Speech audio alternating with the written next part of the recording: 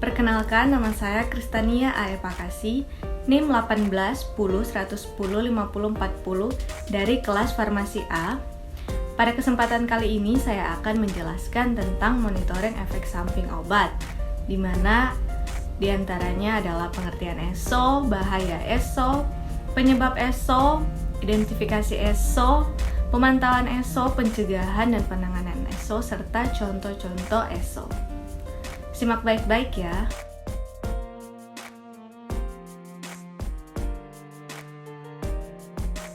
Apa itu ESO?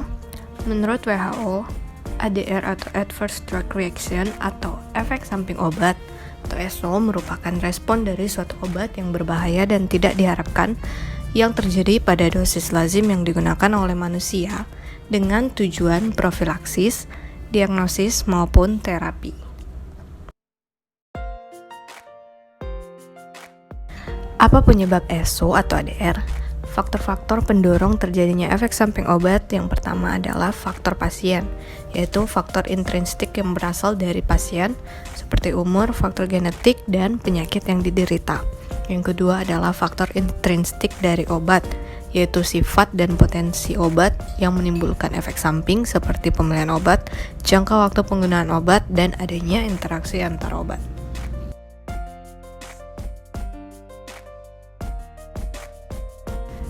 ADR atau Adverse Drug Reaction dibagi menjadi dua kategori besar. Yang pertama adalah reaksi tipe A, dapat diperkirakan, umum terjadi dan berhubungan dengan aksi farmakologis obat. Contohnya seperti toksisitas obat, efek samping, efek sekunder, dan interaksi obat. Yang kedua adalah reaksi tipe B, yang tidak dapat diperkirakan, jarang terjadi, dan biasanya tidak berhubungan dengan aksi farmakologis obat. Contohnya seperti intoleransi obat, reaksi idiosinkrasi, dan reaksi hipersensitivitas. Bahaya ESO. ESO atau ADR dapat timbul dari yang paling ringan hingga dapat menjadi sangat berat, bahkan memperburuk penyakit dasar yang akan diobati, menambah permasalahan baru, dan bahkan dapat menyebabkan kematian. Keracunan dan shock anafilaktik merupakan contoh ADR yang berat yang dapat menyebabkan kematian, sedangkan sebagai contoh yang ringan adalah rasa gatal dan mengantuk.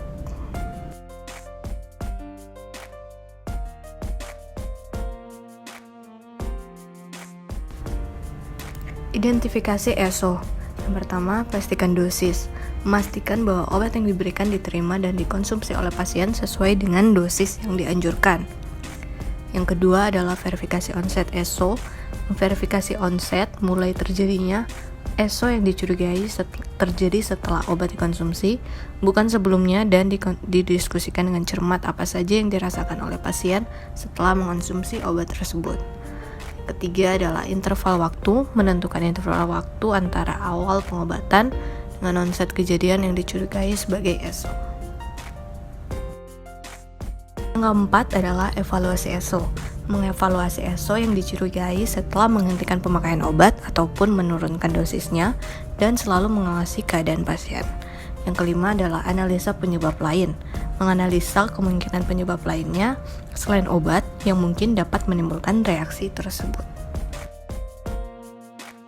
Selain itu, dapat juga menggunakan analisis algoritma Naranjo dengan menjawab pertanyaan-pertanyaan berikut dan total skor yang didapatkan apakah high probable, possible, ataupun doubtful.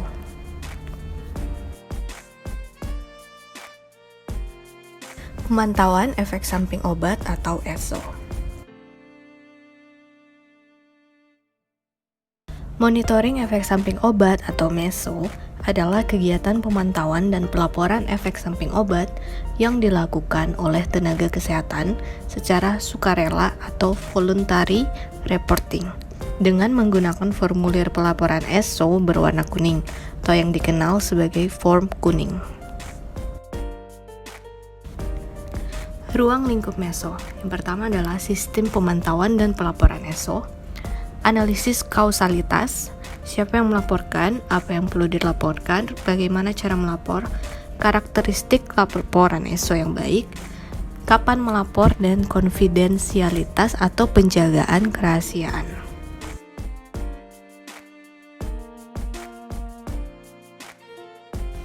Pencegahan dan penanganan ESO. Berikan perhatian khusus terhadap konsumsi obat dan dosisnya pada anak dan bayi, usia lanjut, dan pasien-pasien yang menderita gangguan ginjal dan hati maupun jantung. Yang kedua adalah perhatikan petunjuk pada kemasan obat, biasanya tertera efek samping. Dengan begitu kita akan menjadi lebih waspada. Yang ketiga adalah perhatikan riwayat alergi yang pernah terjadi. Yang keempat, gunakan obat dengan indikasi yang jelas, tepat, sesuai dengan resep dokter. Yang kelima, hindari pengobatan dengan berbagai jenis obat dan kombinasi sekaligus. Yang keenam, bila dalam pengobatan terjadi gejala penyakit baru atau kondisi yang membaik, selalu telah terlebih dahulu. Apakah perubahan tersebut karena komplikasi kondisi pasien atau justru karena efek samping obat? Harus segera diperiksakan. Contoh efek samping obat.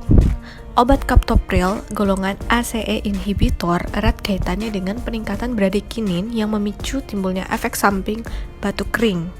Hal ini dikarenakan karena proses dihambatnya ACE oleh ACE inhibitor sehingga semakin banyak metabolit aktif dari bradikinin yang menimbulkan respon angiodema dan juga respon batuk. Yang kedua adalah obat golongan NSAID seperti ketorolac dan peroxisam yang diketahui secara tidak langsung menyebabkan pendarahan pada saluran cerna. Hal ini dikarenakan karena kerja obat NSAID yang tidak selektif dalam menghambat enzim siklooksigenase. Sehingga pada penghambatan COX1 pada mukosa lambung dapat menyebabkan pendarahan pada lambung. Penelitian yang dilakukan menyimpulkan bahwa peroksisan dan ketorolac merupakan dua NSAID yang paling besar menimbulkan luka pada saluran cerna.